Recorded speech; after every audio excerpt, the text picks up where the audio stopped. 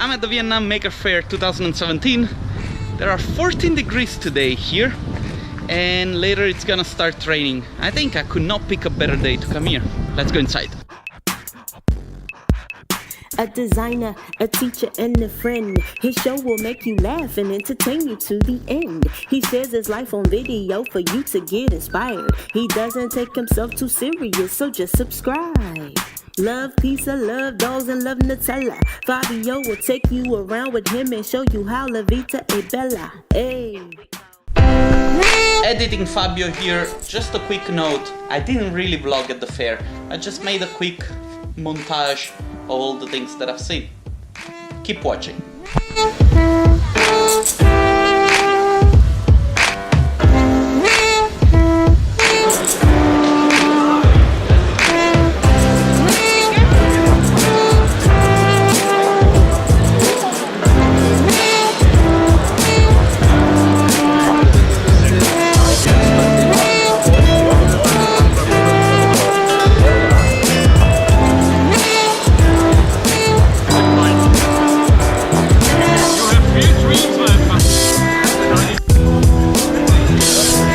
Le fai tu?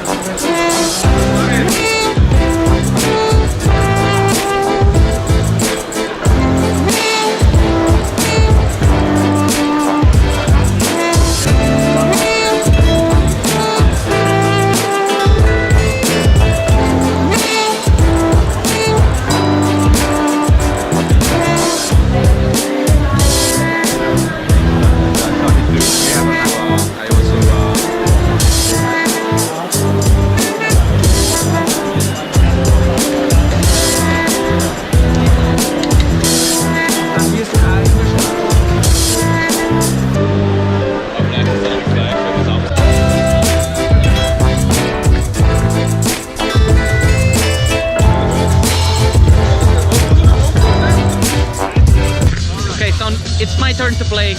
I'm gonna embarrass myself. I'm the pink one. And another game starts! For 3 minutes, try to capture the checkpoint. 2 are ready for green. Another. Oh wow. Just kidding. It's alright. Yeah, because I did catch some, but Okay, we got technical problem. it's alright. Another one for green. It was fun anyway. So I did 0 points. That's how good I am. Record is 500.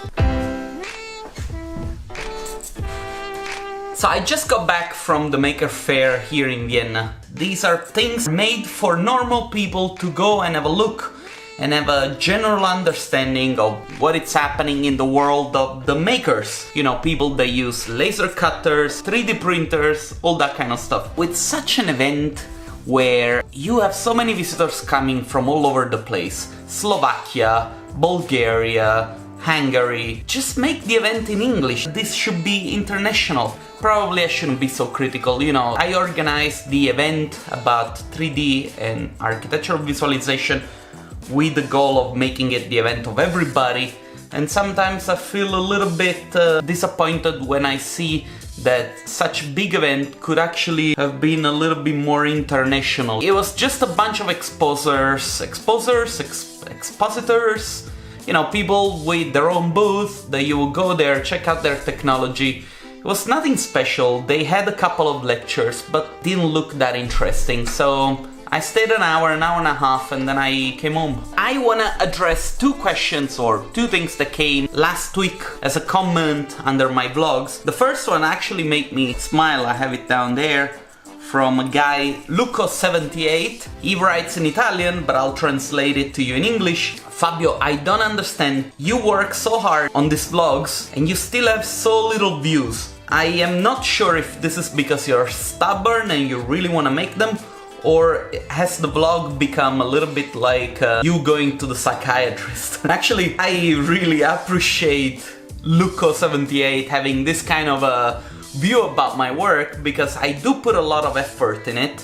I have very little time and I'll try to do as much as I can with the time that I have. It is true, it has become a little bit like going to the psychiatrist, because I have found a bunch of people over the internet that listen to me and that I love bouncing ideas with point of views, ideas, opinions if you want. I'm just really happy that you're tuning in, you're watching this stuff, and if more viewers come, maybe on your hand what you can do is share the video on your social media, let people know that I do this stuff, and maybe more viewers will come, I have no idea. The second one is a question about, you know, the GoPro for vlogging. You can see my previous videos that I've shot with the GoPro.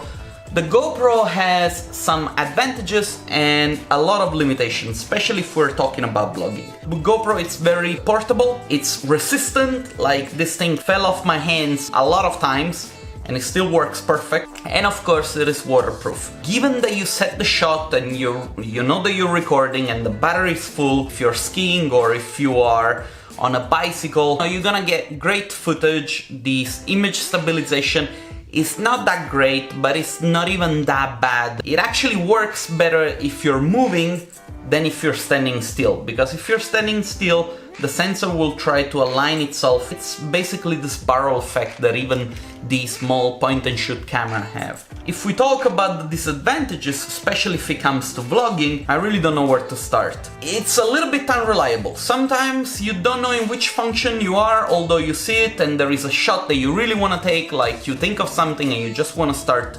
shooting and you have the idea in your head and you just want to communicate to the camera, and then you realize that you are not recording, and it can be a little bit frustrating. Battery life. I go through 3 batteries a day just when I carry this thing around. Now, the aftermarket batteries, they are not compatible with the last upgrade. The 2.0 firmware upgrade basically ruined this camera. Even the normal batteries don't work as good as they used to. It's a little bit of a problem. Sound. Terrible. This camera has 3 microphones which, you know, try to pick the sound from all the direction where the sound is coming from. This is specially designed for action shots, but if you are in the middle of the street and you're recording and all of a sudden a car comes, the camera will automatically switch to another microphone if the noise of the car is louder than your voice. This is a mess. Even the wind, when it blows on top, it's really difficult to muffle. The file compression. Now, if you're making a single shot, action shot, and you export a file, then it's fine. You use the app from GoPro, which I think it's called Capture. You export the file and the file comes out uncompressed, very large file, but it looks okay. If you have to do that with, like, say, a normal vlog, it takes me 30 to 40 shots. Very often it can happen that the export is broken in between and I miss some files.